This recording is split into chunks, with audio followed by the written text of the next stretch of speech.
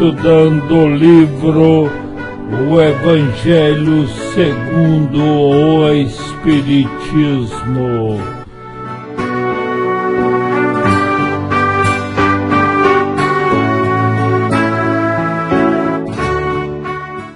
Continuando com o estudo do Evangelho segundo o Espiritismo, capítulo 4. Ninguém poderá ver o reino de Deus se não nascer de novo. Agora estudaremos o primeiro comentário de Allan Kardec, Ressurreição e Reencarnação. Os judeus e a reencarnação. Os judeus sabiam que quem viveu podia reviver, mas não sabiam como isto podia acontecer. Eles tinham vagas e incompletas noções acerca da alma e da sua ligação com o corpo.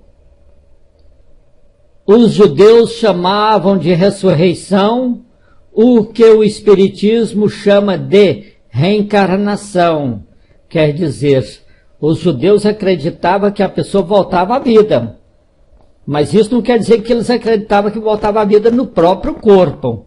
Eles achavam que voltava à vida, até em outro corpo. Quando eles ficaram falando que Jesus era Elias, que Jesus era Jeremias, que Jesus era um outro profeta qualquer, então estavam mostrando que poderiam ter voltado em corpo diferente, e não no mesmo corpo. Essa ideia de que os profetas poderiam reviver novamente se encontra em várias passagens dos evangelhos, e essa crença, se não fosse verdade, se fosse um erro, Jesus não teria afirmado que João era o Elias, assim como teria combatido e condenado tal ideia. E o que Jesus fez? Ele aprovou com toda a sua autoridade, assim também como princípio para a evolução do homem, quando disse para Nicodemos: ninguém pode ver o reino dos céus se não nascer de novo. Veremos agora o comentário de Allan Kardec a respeito dos ensinamentos de Jesus. Esse primeiro comentário tem como título Ressurreição e Reencarnação. Item 4. A reencarnação fazia parte dos dogmas judeus, sob o nome de ressurreição.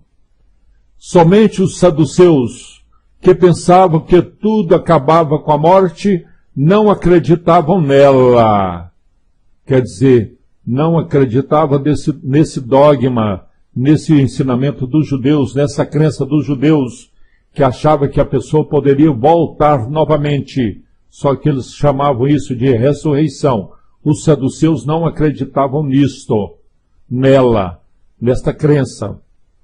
As ideias dos judeus sobre essa questão, como sobre muitas outras, não estavam claramente definidas, porque só tinham noções vagas e incompletas sobre a alma e sua ligação com o corpo.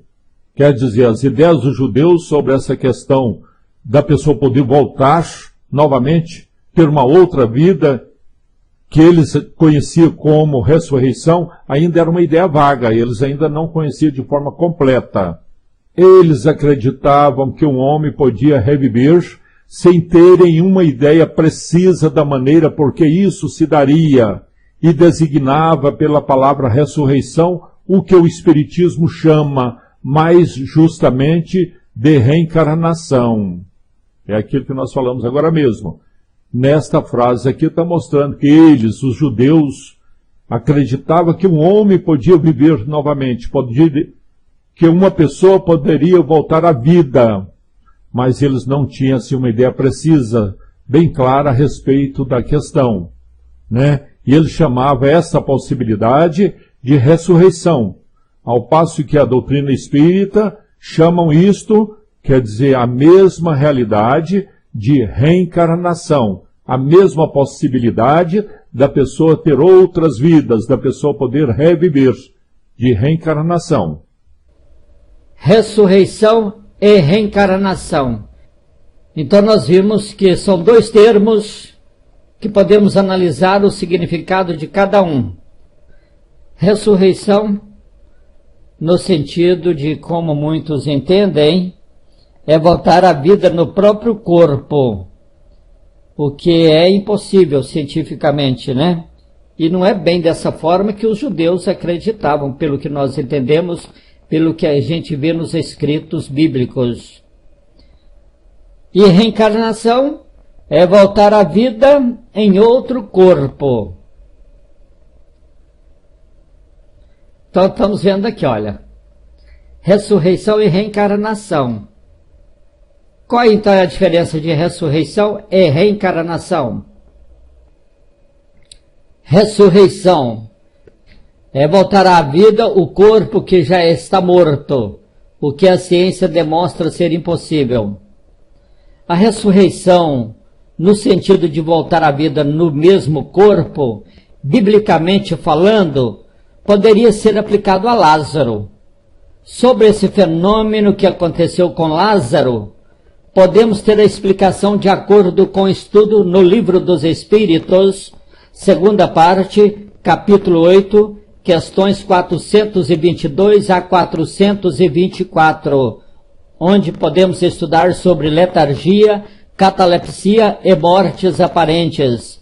E no livro A Gênese, de Kardec, capítulo 14, onde fala de catalepsia e ressurreição.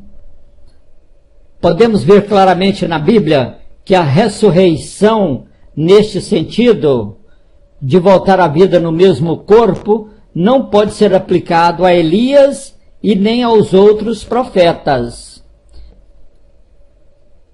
E a reencarnação é a volta do espírito à vida corpórea, mas em outro corpo. Com efeito, a ressurreição supõe o retorno à vida do próprio cadáver, o que a ciência demonstra ser materialmente impossível, sobretudo quando os elementos desse corpo já estão há muito dispersos e consumidos. A reencarnação é a volta da alma ou espírito à vida corpórea, mas num outro corpo, novamente constituído e que nada tem a ver com o antigo, quer dizer, com o antigo corpo. Bom, deu para ver aqui nessas duas frases a diferença de ressurreição, embora os judeus confundissem, né? A maneira como os judeus pensavam era a mesma maneira que a doutrina espírita pensa, que a pessoa tem possibilidade de viver novamente, de reviver novamente. Só que a ressurreição, como as pessoas entendem hoje, supõe então retorno da vida no próprio corpo. Que isso é impossível, a ciência mostra que isso é impossível. E a reencarnação é a volta da alma novamente à vida, mas em outro corpo. Qual que você acha que é mais certo? Você que está vendo essa matéria, você vai pela ressurreição? A pessoa morreu há 10 mil anos atrás. Já acabou tudo. Já virou tudo pó. É possível aquele corpo retomar? É possível aquele corpo retornar, voltar com todas as suas características, com toda a sua formação de antes? É possível? Ou a pessoa poderá voltar começando novamente lá no ventre da mãe, através de uma nova concepção, através de um novo corpo. Em qual você acredita? Não é isso?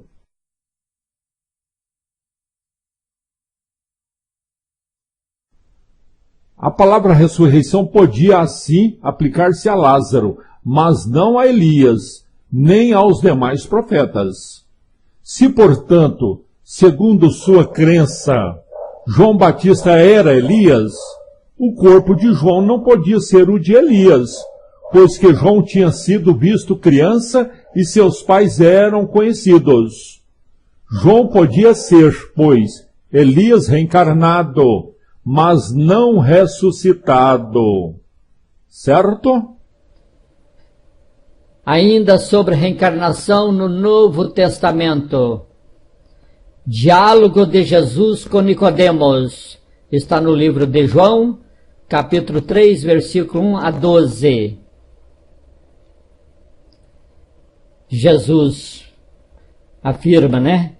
Ninguém pode ver o reino de Deus se não nascer de novo. Nicodemos questiona em cima da frase de Jesus. Como pode nascer um homem já velho? Pode tornar a entrar no ventre de sua mãe para nascer segunda vez? Jesus continua: se um homem não renasce da água e do Espírito, não pode entrar no reino de Deus. O que é nascido da carne é carne, e o que é nascido do Espírito é Espírito. Nós podemos analisar esse diálogo de Jesus com Nicodemos, entendendo que o conhecimento dos antigos sobre as ciências físicas eram muito imperfeitos. Eles acreditavam que a terra tinha saído das águas. Por isso consideravam a água como elemento gerador absoluto. Podemos ver na Bíblia, em Gênesis, no seu primeiro capítulo. Então, no entendimento dos antigos, a água tornava-se o símbolo da natureza material, como o Espírito era o símbolo da natureza espiritual. Portanto, afirmativa: se o homem não renasce da água e do Espírito, ou em água e em Espírito, era entendido por eles, quer dizer, pelos antigos, assim: se o homem não renasce com seu corpo e sua alma. Jesus não deixa dúvidas quanto a esta questão, quando esclarece a Nicodemos, dizendo: o que é nascido da carne é carne, e o que é nascido do Espírito é Espírito. Assim, então, Jesus mostra a diferença entre o Espírito e o corpo. O que é nascido da carne é carne, indica claramente que só o corpo nasce do corpo, e que o Espírito é independente do corpo. Continuando ainda com esse ensinamento, Jesus afirma dizendo: o Espírito sopra onde ele quer, ouvis sua voz, mas não sabeis nem de onde ele vem, nem para onde ele vai. Essa afirmativa de Jesus pode ser entendida de duas maneiras: como sendo o Espírito de Deus, que dá a vida a quem ele quer, ou pode ser entendida como a alma do homem. Então, entendendo como a alma humana, o ensinamento significa que não se conhece o que é o Espírito e nem o que ele será. Se o Espírito ou a alma fosse criado ao mesmo tempo que foi criado o corpo, saberia então de onde ele veio, uma vez que se conheceria o seu começo. Como queira interpretar, mas esta passagem é a confirmação de Jesus sobre a pré-existência da alma e, consequentemente, a pluralidade das existências. Item 5. Antes de lermos este item 5, vamos ver aqui um pouco sobre o significado de fariseus e de rabi. Então, no Evangelho segundo o Espiritismo, logo na introdução, nas notícias históricas, nós vemos que os fariseus eram elementos de uma seita que foi fundada por volta de 180 a 200 anos antes de Jesus Cristo. Então, esta seita, eles eram, assim, muito observadores, muito voltados às práticas exteriores e ao culto das cerimônias. Gostavam muito de proselitismo, eram inimigos dos inovadores. Eles tinham uma severidade de princípios, mas só de aparência. Então eles escondiam, nessa aparência eles escondiam os hábitos, os costumes que eles tinham, de muito orgulho, e acima de tudo, tinha uma paixão excessiva de dominação. A religião para eles, para os fariseus, era antes de tudo um meio de subir do que o objeto de uma fé sincera. Eles viviam de aparências e ostentação da virtude. Com isso, então, eles exerciam uma grande influência sobre o povo, aos olhos do qual passava por santos personagens. Por isso eles eram muito poderosos em Jerusalém. Isso os fariseus.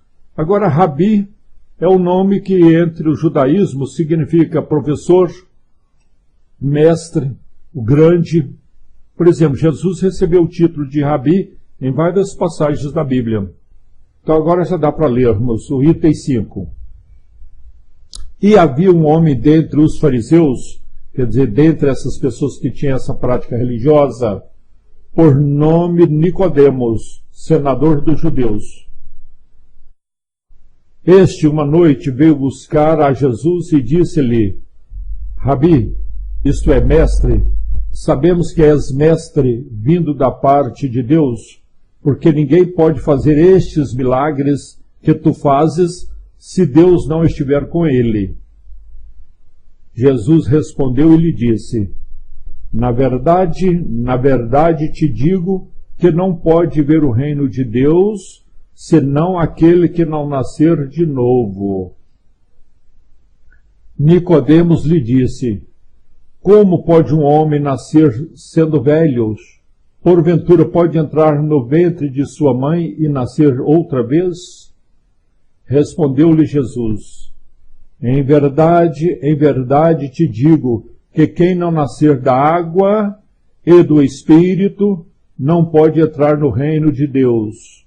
O que é nascido da carne é carne, e o que é nascido do Espírito é Espírito. Não te maravilhes de eu te dizer que importa-vos nascer de novo. O Espírito sobra onde quer, e tu ouves a sua voz, mas não sabes de onde ele vem, nem para onde ele vai. Assim é todo aquele que é nascido do Espírito. Perguntou Nicodemos: como se pode fazer isto? Respondeu Jesus: tu és mestre em Israel, e não sabes estas coisas? Em verdade te digo, que nós dizemos o que sabemos e damos testemunho do que vimos, e vós, com tudo isso, não recebeis o nosso testemunho. Se quando eu vos tenho falado das coisas terrenas, ainda assim não me credes, como que creríeis se eu vos falasse das celestiais? E isto está no Evangelho de João, capítulo 3, versículo 1 a 12. Item 6. A ideia de que João Batista era Elias e de que os profetas podiam reviver na terra encontra-se em muitas passagens dos Evangelhos, notadamente nas acima reproduzidas, no número 1, 2 e 3. Se essa crença fosse um erro, Jesus não deixaria de combatê-la, como fez com tantas outras. Longe disso. Porém, ele a sancionou, ele aprovou com toda a sua autoridade e a transformou num princípio, fazendo a condição necessária quando disse: ninguém pode ver o reino dos céus se não nascer de novo. E insistiu acrescentando: não te maravilhes de eu ter dito que é necessário nascer de novo. Renascer da água e do Espírito. Aqui nós temos a água e aqui nós temos o Espírito. A água é o símbolo da natureza material. Simboliza o corpo. O Espírito é o símbolo da natureza inteligente. Simboliza, então, representa a alma. Então, renascer da água e do Espírito significa renascer com seu corpo e com a sua alma. Renascer com seu corpo e com seu espírito. O que é nascido da carne é carne, e o que é nascido do espírito é espírito. Jesus estabelece a distinção entre o corpo e o espírito, indicando que o corpo gera outro corpo, mas não gera o espírito, que é criado por Deus. Item 7. Estas palavras, se não nascer da água e do Espírito, foram interpretadas no sentido da regeneração, pela água do batismo. Mas o texto primitivo diz simplesmente: não renascer da água e do Espírito, enquanto que, em algumas traduções, a expressão do Espírito foi substituída por do Espírito Santo. o que não corresponde ao mesmo pensamento. Esse ponto capital ressalta dos primeiros comentários feitos sobre o Evangelho, assim como um dia será constatado sem equívoco. Item 8. Para compreender o verdadeiro sentido dessas palavras, é necessário reportar a significação da palavra água, que não foi empregada no seu sentido específico. Os antigos tinham conhecimentos imperfeitos sobre as ciências físicas e acreditavam que a Terra havia saído das águas. Por isso consideravam a água como um elemento gerador absoluto. É assim que encontramos no Gênesis. O Espírito de Deus era levado sobre as águas, flutuava sobre as águas, que o firmamento seja feito no meio das águas, que as águas que estão sobre o céu se reúnam num só lugar e que o elemento árido apareça, que a água produza animais viventes, que nadem na água e pássaros que voem sobre a terra e debaixo do firmamento. Conforme essa crença, a água se transforma no símbolo da natureza material, como o Espírito o era da natureza inteligente. Essas palavras, se o homem não renascer da água e do Espírito, ou na água e no Espírito, significam, pois, se o homem não renascer com o corpo e a alma. Neste sentido é que foram compreendidos no princípio. Esta interpretação se justifica, aliás, por estas outras palavras. O que é nascido da carne é carne, e o que é nascido do Espírito é Espírito. Jesus faz aqui uma distinção positiva entre o Espírito e o corpo. O que é nascido da carne é carne, indica claramente que o corpo procede apenas do corpo e que o Espírito é independentemente dele. O Espírito é independentemente do corpo. Item 9. O Espírito sopra onde quer e ouves a sua voz, mas não se sabes de onde vem nem para onde vai. É uma passagem que se pode entender pelo Espírito de Deus que dá a vida a quem quer, ou pela alma do homem. Nesta última acepção, quer dizer, entendendo que o Espírito é a alma do homem, há sequência, mas não sabes de onde vem nem para onde vai. Significa que não se sabe o que foi nem o que será o Espírito. Se, pelo contrário, o Espírito ou alma fosse criado com o corpo, saberíamos de onde ele vem, de onde o Espírito vem, pois conheceríamos o seu começo.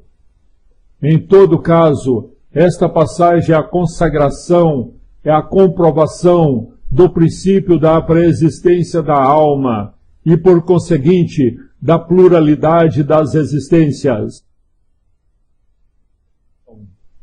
Item 10. Desde os tempos de João Batista até agora, o reino dos céus é tomado pela força e os que fazem violência são os que arrebatam.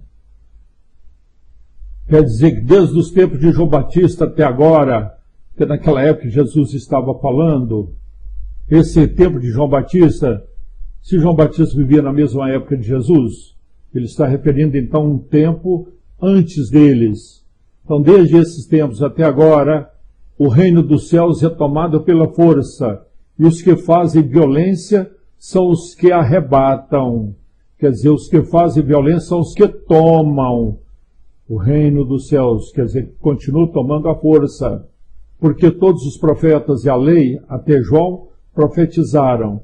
E se vós o quereis bem compreender, ele mesmo é o Elias que há de vir. O que tem ouvidos de ouvir, ouça.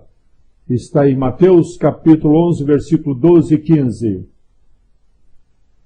Item 11. Se o princípio da reencarnação expresso em São João podia, a rigor, ser interpretado num sentido puramente místico, já não aconteceria o mesmo nesta passagem de São Mateus, onde não há equívoco possível. Ele mesmo é o Elias que há de vir. Aqui não existe figura, nem alegoria. Trata-se de uma afirmação positiva. Desde o tempo de João Batista até agora, o reino dos céus é tomado pela força.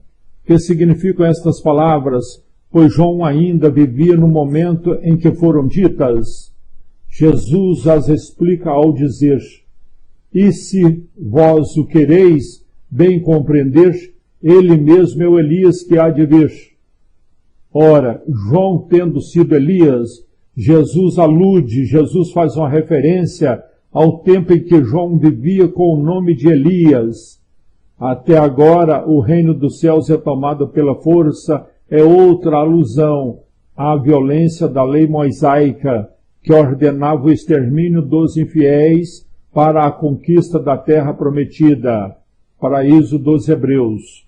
Enquanto que, segundo a nova lei, o céu é ganho pela caridade e pela brandura. A seguir acrescenta: o que tem ouvidos de ouvir, ouça. Essas palavras, tão frequentemente repetidas por Jesus, exprimem claramente que nem todos estavam em condições de compreender certas verdades. A reencarnação no Antigo Testamento. Isaías, capítulo 26, 19. Aqueles do vosso povo a quem a morte foi dada, viverão de novo. O que Isaías falou? Aquelas pessoas que já morreram, tornariam a viver novamente. Item 12. Os teus mortos viverão, os meus a quem tiraram a vida ressuscitarão. Despertai e cantai louvores, vós os que habitais na poeira, porque o orvalho que cai sobre vós é orvalho de luz, e arruinareis a terra e o reino dos gigantes. Está Isaías, capítulo 26, versículo 19. Item 13. Esta passagem de Isaías é também bastante clara. Os teus mortos viverão. Se o profeta tivesse querido falar da vida espiritual e tivesse querido dizer que os mortos não estavam mortos em espíritos, teria dito: ainda vivem, e não viverão. Do ponto de vista espiritual, essas palavras seriam um contrassenso, pois implicariam uma interrupção na vida da alma. No sentido de regeneração moral, teriam a negação das penas eternas, pois estabelecem o princípio de que todos os mortos reviverão. No livro de Jó, capítulo 14, 10 e 14. Acabando os dias da minha existência terrestre, esperarei, porquanto a ela, quer dizer, a vida, a existência terrestre, voltarei de novo.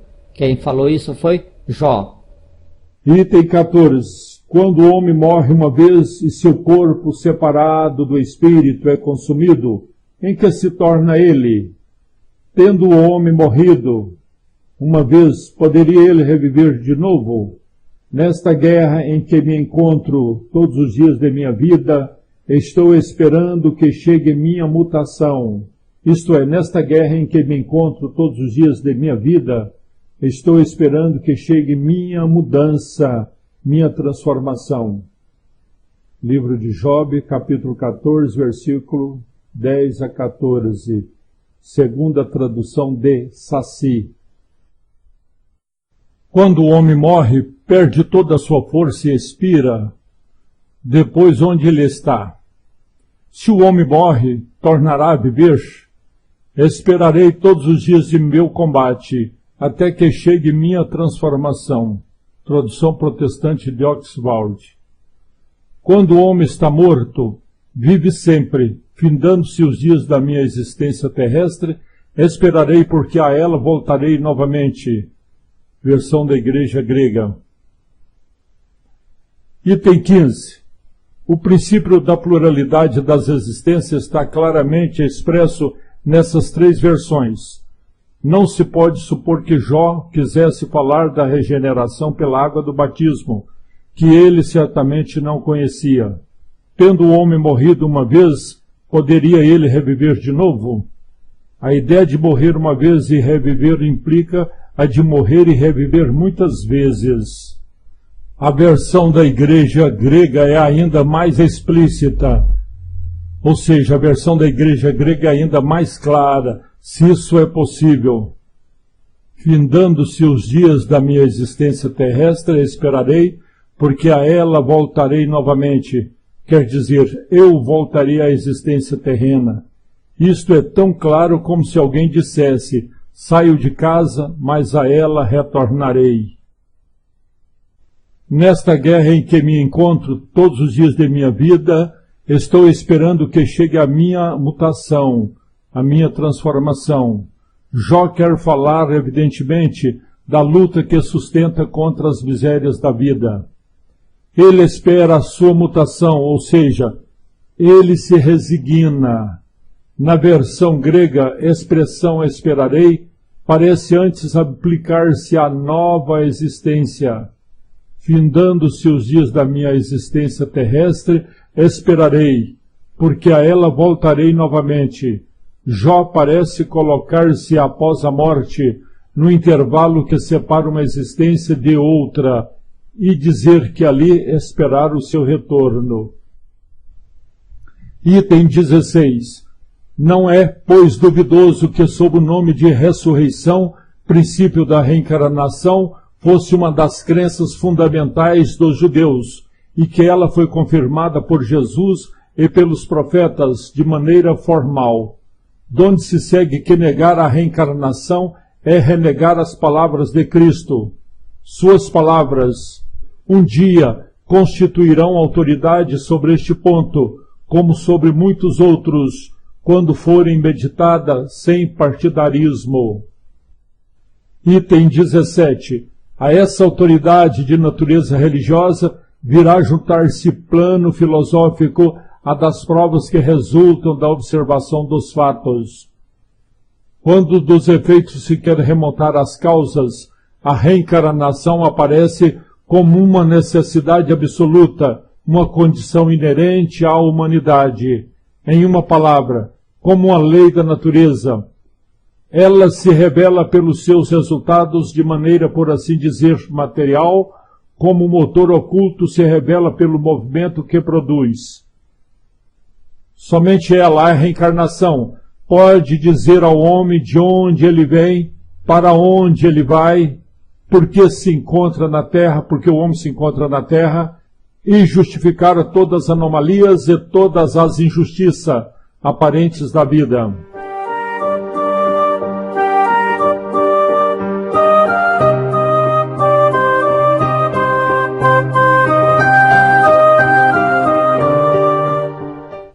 Vamos ver mais aqui sobre a interpretação da frase de Jesus. Ninguém poderá ver o reino de Deus se não nascer de novo. Apenas uma existência não é suficiente para que se consiga depurar o espírito. São necessárias sucessivas reencarnações para que, através de diferentes experiências, o espírito progrida e tenha entrado no reino de Deus. A reencarnação e o espiritismo. O espiritismo veio esclarecer sobre o princípio da pluralidade das existências, desenvolvendo seu entendimento e colocando-o ao alcance de todos. Dos efeitos às causas, só a reencarnação pode explicar de onde viemos, para onde vamos, por que estamos na Terra. A reencarnação explica as causas das anomalias e aparentes injustiças que a vida apresenta. Olha a diferença da vida social. Uma menina perfeita, a outra na cadeira de roda. Um menino aqui paupérrimo, pegando lixo para comer, e uma outra cheia de fartura, sorridente, chupando frutas. Então só a reencarnação explica essas anomalias e essas diferenças que aparentemente dá a entender que é uma injustiça. Como que Deus fez pessoas para viver tão felizes, outros para viver na miséria, uns para viver perfeitos e outros para viverem com deficiência. A reencarnação está presente na cultura dos povos antigos, nos livros sagrados do Antigo Testamento, sendo confirmado pelos profetas, por Jesus e pelo Espiritismo. Reencarnação é lei da natureza. Queremos agradecer aos irmãos do Centro Espírita Fraternidade Allan Kardec, CEFAC, da cidade de Taguatinga, Distrito Federal, pelos materiais de estudo metódico da doutrina espírita que eles dispuseram na internet e dos quais nós estamos usando em nossos estudos das obras básicas e na montagem dos nossos vídeos.